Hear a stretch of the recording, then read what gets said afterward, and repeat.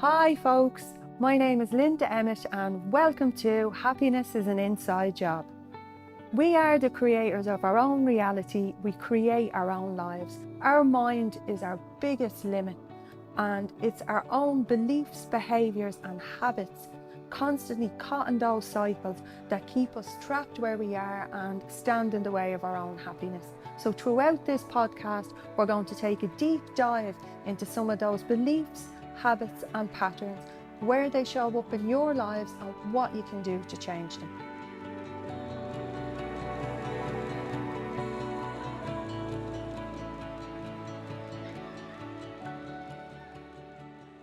On this week's podcast, we're going to be talking about imposter syndrome. What exactly imposter syndrome is, how it shows up and where it shows up in our lives and how to start managing that, because imposter syndrome can be absolutely debilitating. It can stop us showing up in different situations, going for those roles within our relationships. Imposter syndrome can show up in any aspect of our life and have quite a detrimental effect on how we feel. So first off, we're going to take a look at what imposter syndrome is. Imposter syndrome is the experience of feeling like you're a fake, like you shouldn't be there, you don't belong there, that you've been getting away with what you're doing for a long time. You're not like the prestigious people that you're surrounded with. You're out of your league. That's another feeling that comes where you feel completely out of your league and that you're going to be caught out. You don't believe that you deserve the spot or the place that you have. These are some of the feelings we get when we have imposter syndrome running in our system. And as I say, they can actually stop us doing the things that we want to do. You've feelings of fraudulence. Like at any moment, that bouncer is going to walk in behind you, tap you on the shoulder and say, "You're caught, you're out." You nearly feel like a criminal that, people are going to find out that you were never supposed to be there and ask you to leave.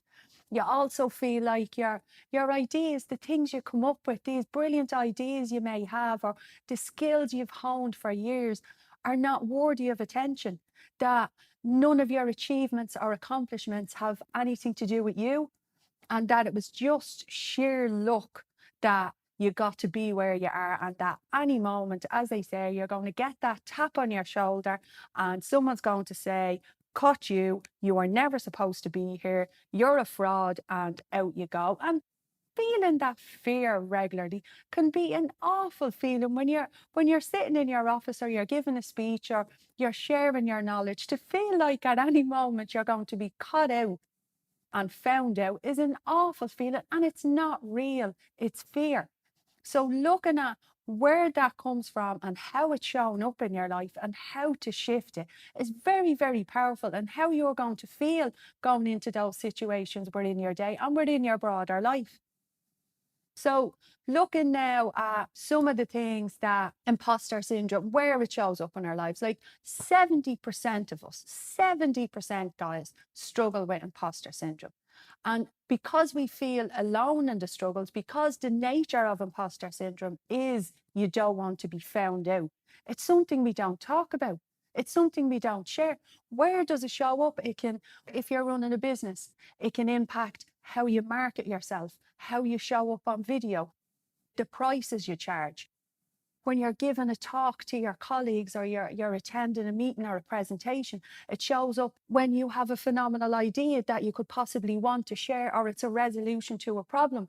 You won't share that idea because you have that voice in your head, those feelings running in your system that you're a fraud.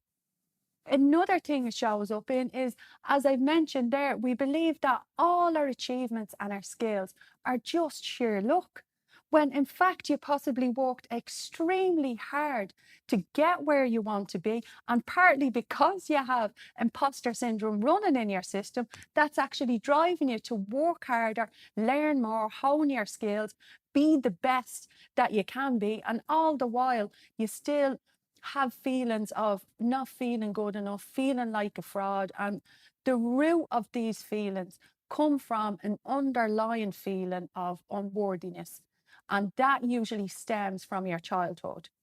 And other things that it's linked to are anxiety, perfectionism, self-doubt, and fear of failure. And these are the other emotions that drive imposter syndrome. You'll get anxious going into particular situations, particular work situations or different groups, because you feel like you're going to be found out. You'll get anxious when it comes to you showing up on videos, recordings, different places like this, because again, you're worried that people are going to point the finger and literally go, who's your one up there? They don't deserve to be up there. They don't know what they're talking about. And different things like this are running through your system. And we can also often measure ourselves against somebody else's idea of success, not our own. Some of these can be learned behavior. Some of these are us looking around at everybody else and seeing how we believe they're living, or how we believe they're succeeding, or how our parents lived, our siblings are living, and measuring ourselves against that bar of success. Just because that's what we always done, and not necessarily because that means that we're a success. And if we're not achieving that bar, someone else's measure of success, again, we feel unworthy, and it drives the imposter syndrome, and we can get caught in a cycle. It becomes a behavior that shows up regularly for us and really impacts how we're feeling in our everyday lives.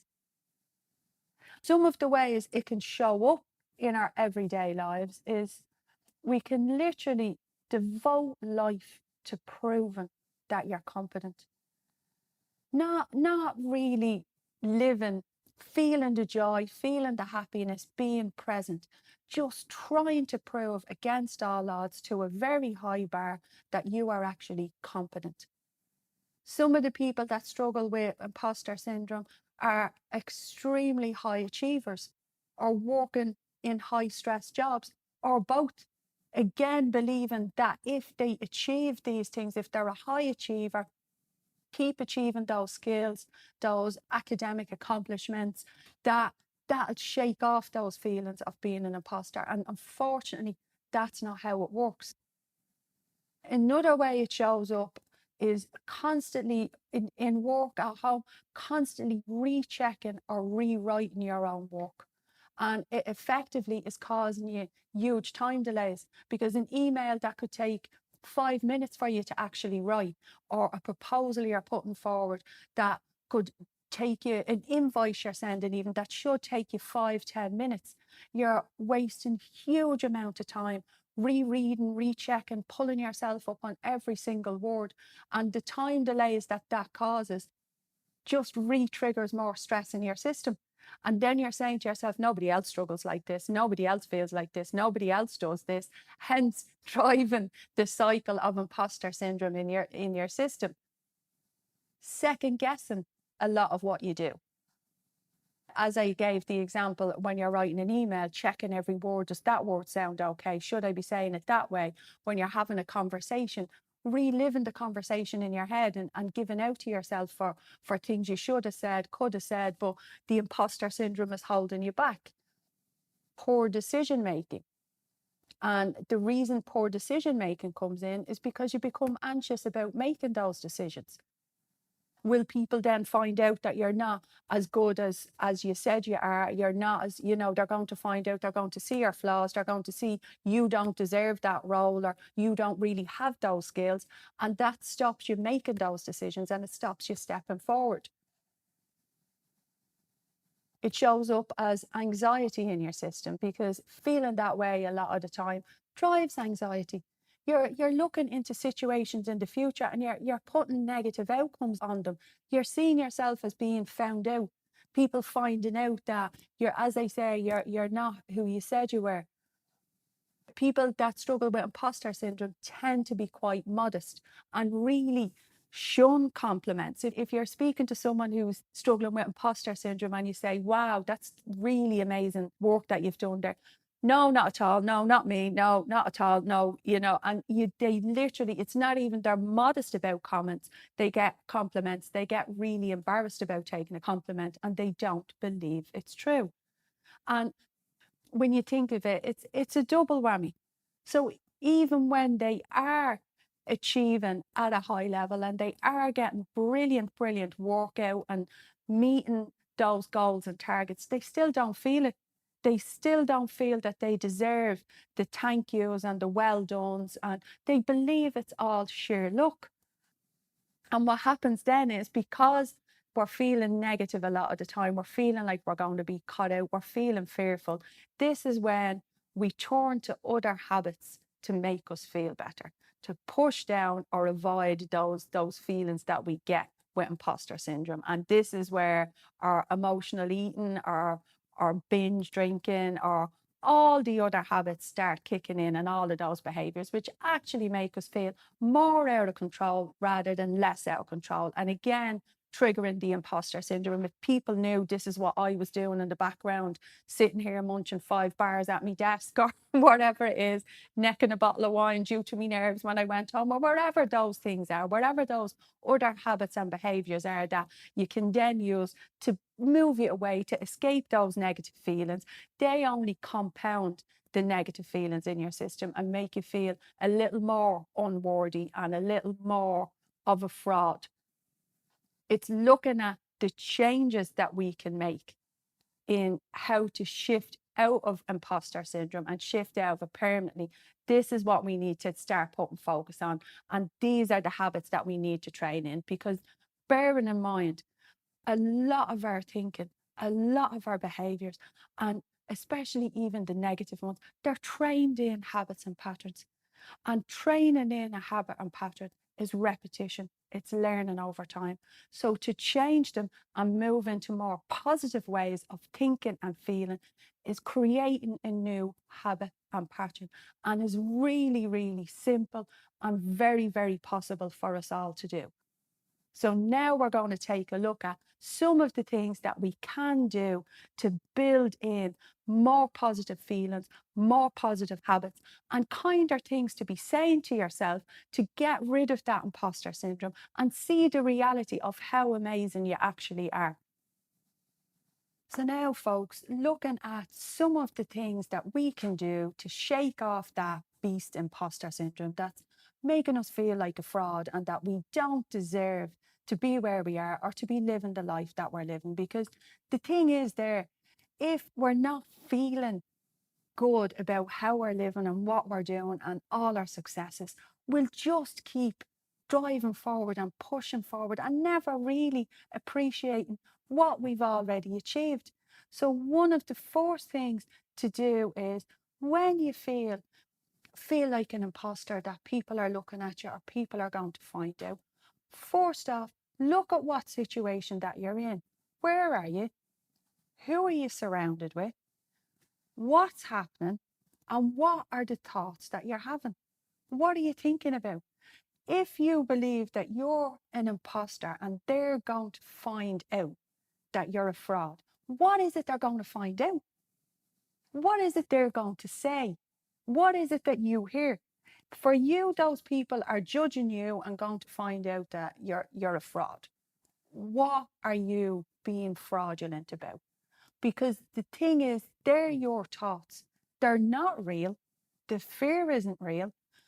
Chances are you 150% absolutely deserve to be where you are. 150%. It's just fearful thoughts. It's just imposter syndrome. So the first thing to look at is, where is it showing up in your life? Around what people? Is it in your work environment or your home environment?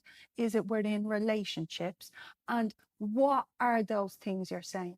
What are you being fraudulent about? That's the very first step, building awareness around where it's showing up in your life. Another brilliant tool to use, and I am the queen of this, I love doing this and I do it in every aspect of my own life, and it really, really helps, is building a success bank. And what this effectively means is looking back over your life, looking back at all the many, many absolutely superb successes you have had and everything you have achieved, down to from a baby up, the resilience you had to learn to crawl, to learn to walk, to fall flat on your ass and get back up and keep trying and keep trying and keep trying. That resilience is built into you from a baby. You have buckets of it in there for you to start using.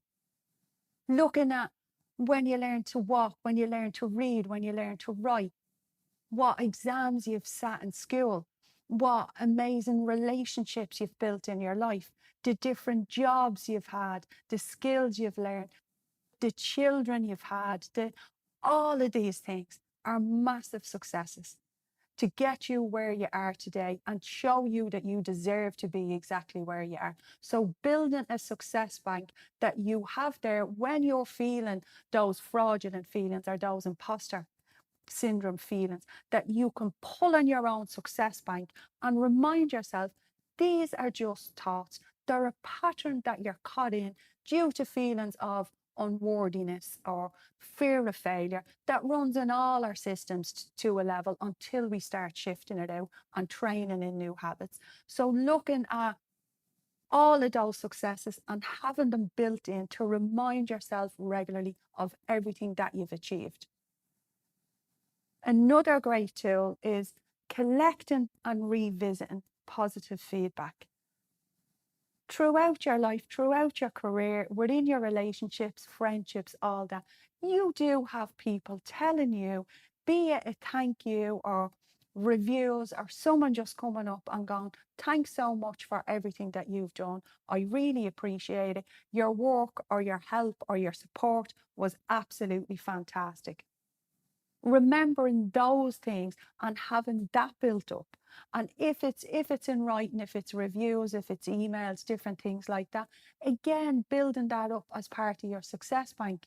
So when you're running those fraudulent feelings, you can literally look at reality. You can look at your success bank, look at your positive feedback and go, this is reality. This is really who I am and where I am, and I deserve this. Also, writing a list of everything that you've overcome. This again, as I said, small example when I mentioned to y'all about when you learned to walk and when you learned to crawl and your core resilience.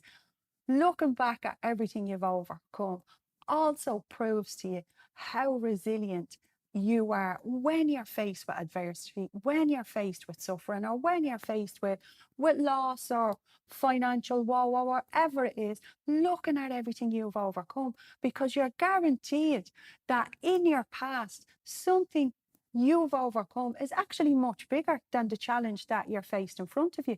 And when you can start looking at all your past experiences and all the good things, because what's happening is with imposter syndrome, when you start feeling fraudulent and when you start feeling it's just luck that you're there, that's what you're focusing on. So your brain is pulling in every single past experience of when you felt like a fraud, when you felt you didn't deserve to be there, and that's compounding that belief.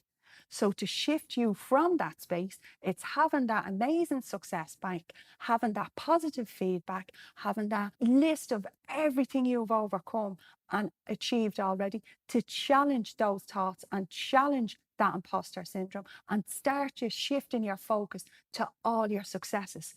And that literally, one, shifts the focus of your brain, and two, builds your confidence in yourself. It changes the pattern that you're running in your system, shifting you out of that imposter syndrome pattern and getting you into a more confident, more positive thinking place. And when you're in that place and you settle down those stressful feelings, that's when you're thinking clearly, and that's when you're seeing the reality of what's actually in front of you. So these are fantastic tools that you can build in and train in over time to completely eradicate that beast imposter syndrome that is holding you back from seeing who you are.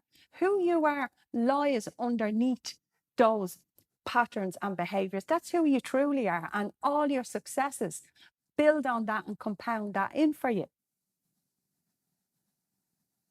Here's two things to think about and hold on to and start looking at in your own lives when imposter syndrome is showing up.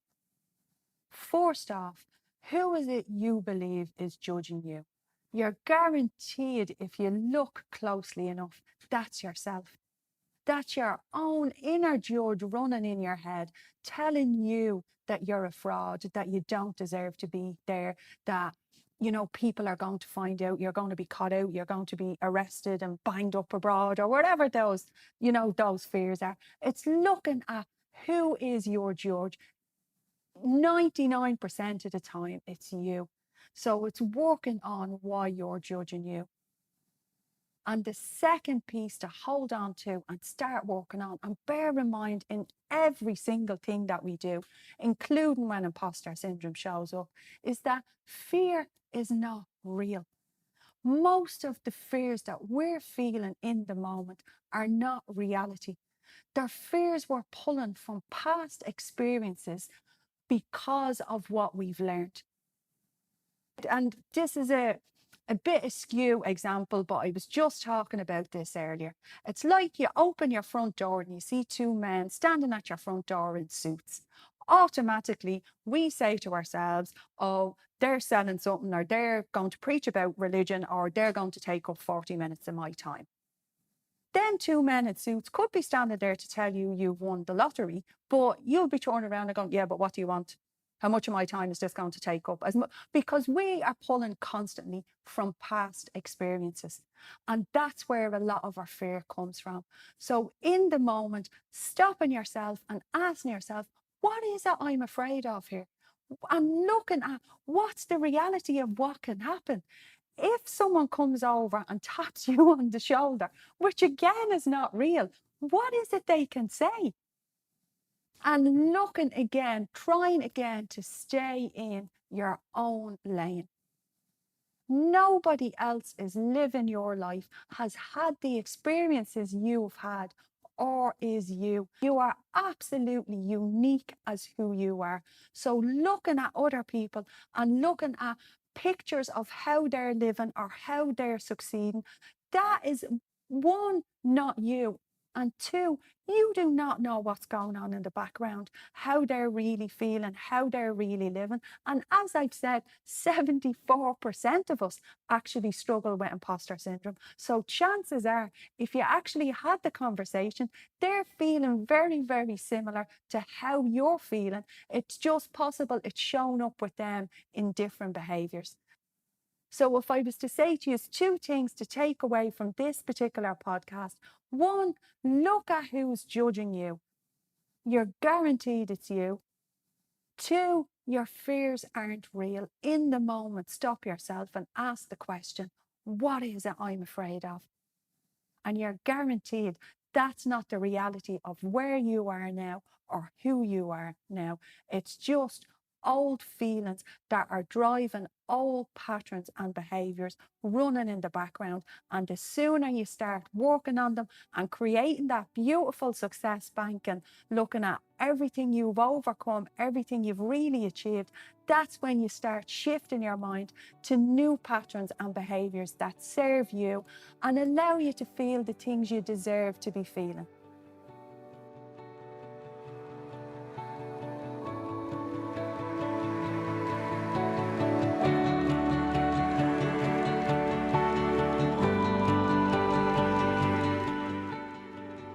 Thanks for tuning in, folks, to this week's episode of Happiness is an Inside Job. I hope you really enjoyed this episode, and we will see you next week, same time, same place for the next episode.